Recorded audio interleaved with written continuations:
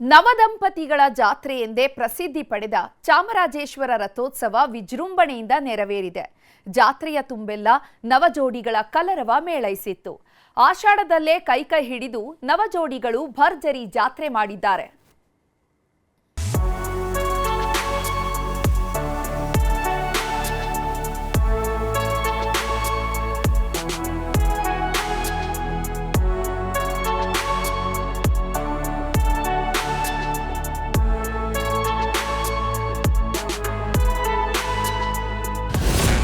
ಆಷಾಢದಲ್ಲಿ ನವದಂಪತಿಗಳ ಜಾತ್ರೆ ಜೋಶ್.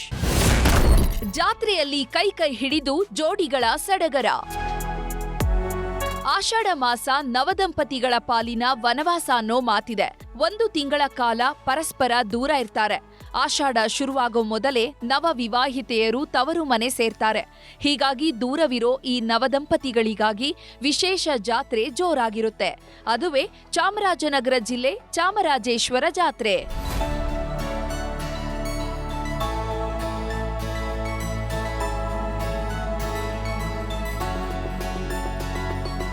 ಆಷಾಢ ಮಾಸದಲ್ಲಿ ಸಾಮಾನ್ಯವಾಗಿ ಯಾವುದೇ ಜಾತ್ರೆಗಳು ನಡೆಯೋದಿಲ್ಲ. ಆದರೆ ಗಡಿ ಜಿಲ್ಲೆ ಚಾಮರಾಜನಗರದ ಇತಿಹಾಸ ಪ್ರಸಿದ್ಧ ಶ್ರೀ ಚಾಮರಾಜೇಶ್ವರ ಜಾತ್ರೆ ಮಾತ್ರ ನಡೆಯುತ್ತೆ. ಇವತ್ತೂ ಕೂಡ ಭರ್ಜರಿಯಾಗಿ ಜಾತ್ರೆ ನಡೆಯಿತು.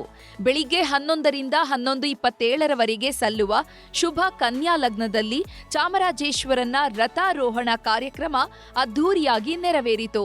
ಆಷಾಢದಲ್ಲಿ ನಮ್ಮ ಕರ್ನಾಟಕದಿಂದ ಇದೇ ಮೊದಲ ಬಾರಿಗೆ ಆಷಾಢದಲ್ಲಿ ತೇರು ನಡೆಯೋದು. ನಾವು ಜೋಡಿಯಾಗಿ 1 ತಿಂಗಳು ಆಷಾಢದಲ್ಲಿ ಹೊರಗಡೆ ಬೇರೆ ಇದ್ದೋ ಅಲ್ಲಿ ನಾವು ಮನೇಲಿ ಬಟ್ ಇವಾಗ ಒಂದು ಚಾನ್ಸಲ್ಲಿ ನಾವು ಜೊತೆ ಸೇರಿದೀವಿ. ಬಂದು ನಗರ ಜಾತ್ರೆಗಳು ಸುತ್ತಾಡಿ ಎಲ್ಲ ಎಂಜಾಯ್ ಮಾಡಿ ಎಲ್ಲರೂ ನೋಡಿದೀವಿ. ನವ ದಂಪತಿಗಳು ಹೊಸದಾಗಿ ಎಲ್ಲ ಬಂದಿದ್ದಾರೆ. ನಮಗೂ ಸಂತೋಷ, ನಾವು ಜೊತೆಗೆ ಬಂದಿದ್ದೀವಿ. ಎಲ್ಲ ಅನುಜವನ್ನ ಎಸ್ತಿದೀವಿ. ಇಬ್ರು ಒಳ್ಳೇದಾಗ್ಲಿ ಅಂತ, ಎಲ್ಲ ನಾಡಿಗೆ ಒಳ್ಳೇದಾಗ್ಲಿ, ನಮ್ಮ ನಾಡಿಗೆ ಮಳೆ ಬೆಳೆ ಇಲ್ಲಿ ಎಲ್ಲರಿಗೂ ಸಂತೋಷವಾಗಲಿ ಅಂದ್ಬಿಟ್ಟು ನಾವು ಅಷ್ಟೇ. ಚಾಮರಾಜೇಶ್ವರ ಜಾತ್ರೆ ನವದಂಪತಿಗಳ ಜಾತ್ರೆ ಎಂದೇ ಫೇಮಸ್. ಆಷಾಢ ಮಾಸದಲ್ಲಿ ನಡೆಯುವ ಏಕೈಕ ರಥೋತ್ಸವ ಅನ್ನೋ ಹೆಗ್ಗಳಿಕೆಯೂ ಇದೆ. ಹೀಗಾಗಿ ಈ ಜಾತ್ರೆಯಲ್ಲಿ ಹೊಸದಾಗಿ ಮದುವೆಯಾದ ಜೋಡಿಗಳದ್ದೇ ಕಲರವ. ಕೈ ಹಿಡಿದು ಭರ್ಜರಿಯಾಗಿ ಜಾತ್ರೆ ಮಾಡಿದ್ದಾರೆ. ಇಷ್ಟವಾದ ವಸ್ತುಗಳನ್ನ ಖರೀದಿಸಿ ಸೆಲ್ಫಿಗೆ ಪೋಸ್ ಕೊಟ್ಟು ಜಮ್ ಅಂತ ಜಾತ್ರೆ ಮಾಡಿದ್ದಾರೆ. ಜೊತೆಗೆ ರಥಕ್ಕೆ ಹಣ್ಣು ಧವನ ಎಸೆದು ಹರಕೇನು ಕಟ್ಕೊಂಡಿದ್ದಾರೆ. ಆಷಾಢ ಅಲ್ವಾ, ನಾವು ನಮ್ಮ ಮನೇಲಿ ಇದ್ವಿ, ಇವ್ರು ಅವ್ರ ಮನೇಲಿ ಇದ್ದು. ಇವಾಗ ಈ ತೇರಲ್ಲಿ ಜೊತೆಗೆ ಬಂದು ಹಣ್ಣು ಜನ ಎಲ್ಲ ಎಷ್ಟು ಓಡಾಡ್ಕೊಂಡು ಖುಷಿಯಾಗಿದ್ದೀವಿ. ದರ್ಶನ ಮಾಡಿದ್ವಿ.